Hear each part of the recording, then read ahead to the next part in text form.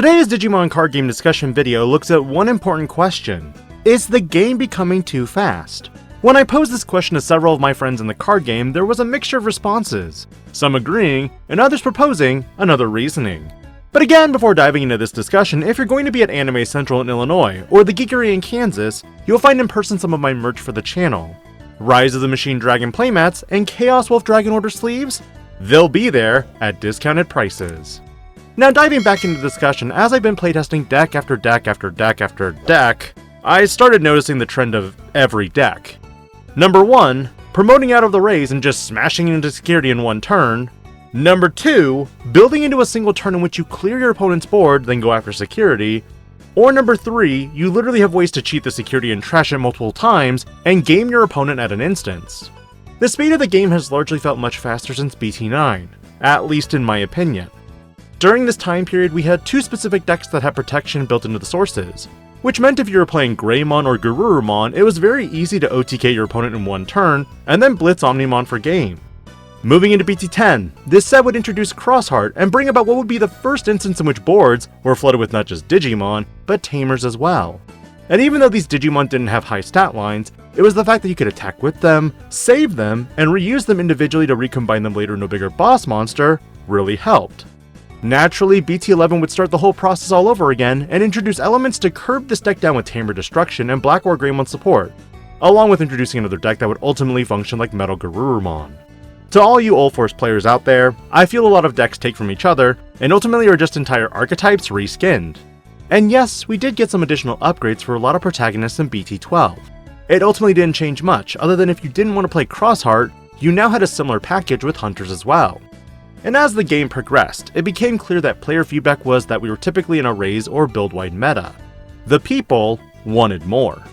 BT13 would be the conclusive set that marked what would be the end of an era of the Digimon card game, with subsequent sets being a soft reboot and starting over with new archetype lines that honestly had me hopeful.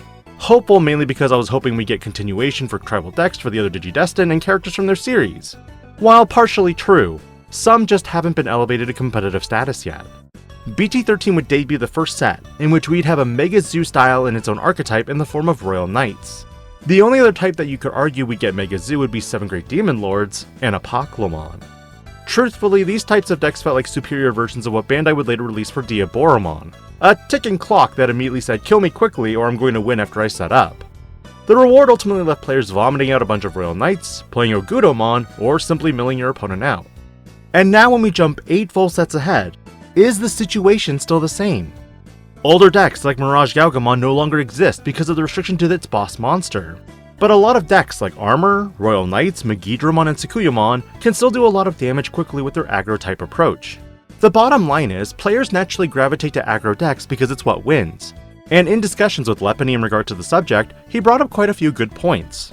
While aggro decks tend to be the dominating decks in Digimon, it's also because of the fact that Digimon have built-in abilities for removal, in the form of deletion, bounce, and DP reduction that make them so powerful. While Pete, World Champion of 2024, ran a security control style deck, and you had Venuslock and Beelstar, you honestly don't see too many control decks in today's competitive scene. And why is this? Between BT16, BT17, and even BT21 at this point, there are so many sets that introduced immunity to some degree. Take Magnamon X for example. This card would be many players' complaints for upwards of 4 sets, though you don't see as much of it now as more and more Blast Digivolution targets were introduced.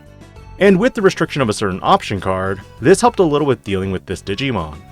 But of course you still have powerful options like Miraculous Mega Knight or Return to the Primogenitor that would assist in preventing deletion, or when a Digimon would be deleted. When you fast forward to a lot of option delays that now exist, they trigger based on a pending condition. 2 predominant examples that I really liked with BT21 are of course Raging Serpentine and Ragnarok Cannon. Both assist you with your game plan and have reduced costs or could be played from the trash.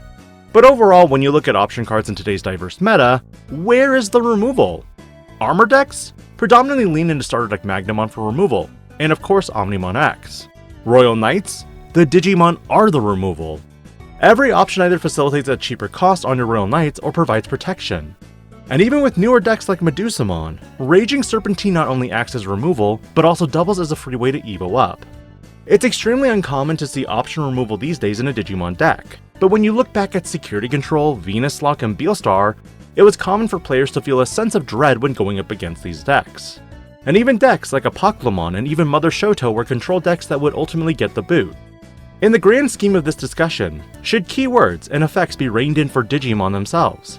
And should Bandai be redesigning option cards with a similar piece as Raging Serpentine in mind? Personally, I really felt that Raging Serpentine was a great element of removal that also doubled as assisting in your Digivolution for later. But at this point, if I could, do you feel removal options need to make a return? And would streamlining them to similar option cards like Raging Serpentine be a good direction or a bad one? Would you like to see retrained options like Gaia Force Assist Greymon decks? Or Cocytus Breath that has a delay effect in which Garurumon cards can utilize? Or what about returning 7-cost option cards to further the needs of Beelstarmon? With each format getting faster and faster, what are some solutions you think would help Bandai slow the game down? Or will that require another soft reboot? Let me know your thoughts on this particular discussion, and I'll catch you on one more upload this week. This is DIGI-PANDA, logging out.